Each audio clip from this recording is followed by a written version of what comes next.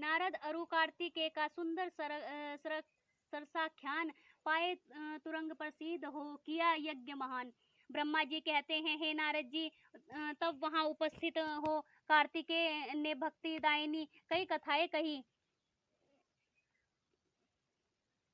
फिर एक नारद नामक ब्राह्मण उनकी शरण में आया। उसने कार्तिकेय जी के निकट जाकर स्तोत्र में यह नम्र स्तुति की कि हे स्वामी, मेरा कष्ट दूर कीजिए, आपकी शरण आया हूँ। मैं एक अजमेध यज्ञ कर रहा हूँ, जो अज अपना बंधन तोड़ने जाने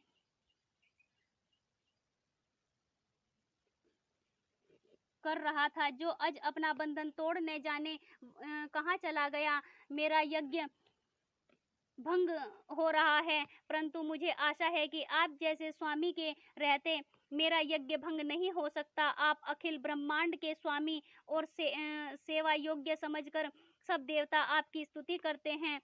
आप देवताओं के सम्राट और शिवजी के पुत्र हैं। तब उनकी ऐसी स्तुति सुनकर स्वामी कार्तिकेय जी ने अपने वीरबाहु नामक प्रधान गण को उस ब्राह्मण के यज्ञ को पूर्ण करने के लिए आज्ञा दी।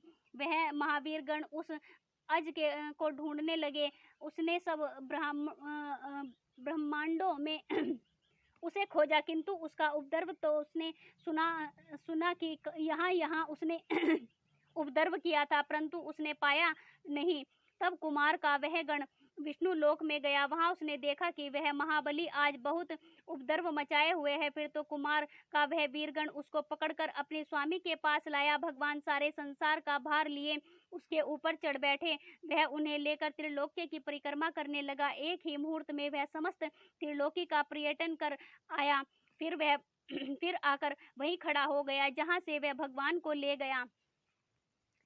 गया था। स्वामी उसकी पीठ से उतरकर अपने आसन पर जा विराजे। आज वहीं खड़ा रहा। तब नारद जी ने कार्तिकेय से कहा कि हे देव, अब इस अज को मुझे दे दीजिए, मैं आनंद से अपना यज्ञ करूं। अब आप मुझसे ऐसा ही सखा भाव रखने की कृपा कीजिएगा। तब कार्तिकेय जी ने कहा कि हे विप्र नारद, यह अज वध के योग्य नहीं है। आप अपने घर जाइए। मैं प्रसन्नता से यह वर देता हूँ कि आपका यज्ञ पूर्ण होगा। ब्राह्मण ने अपने घर का मार्ग लिया। वर्तमान अध्याय में युद्धारंभ चरित्र कार्तिकेय प्रभु ने किया सुनहु प्रफुल्लित चित्त। ब्रह्मा जी कहते हैं, अब हरि आदि देवताओं पर इसका और भी प्रभाव पड़ा और वे ताल ठोककर सिंहनाद करने लगे। अब वे ताल ठोककर कुमार को आगे कर तारकासुर को मारने चले। इधर तारक ने भी देवताओं से युद्ध करने की तैयारी कर यात्रा की। फिर वे सब देवता कुमार को अग्रसर कर पृथ्वी और सागर के संगम पर आए। तब तक तारक भी दैत्यों की बड़ी भारी सेना ले वहां आ पहुंचा। बादलों के समान रण दुंदुभी तथा और भी कर्कश बाजे बजने लगे। पृथ्वी को कंपित करने वाला देवताओं और तारक के दैत्यों का युद्ध आरंभ हुआ।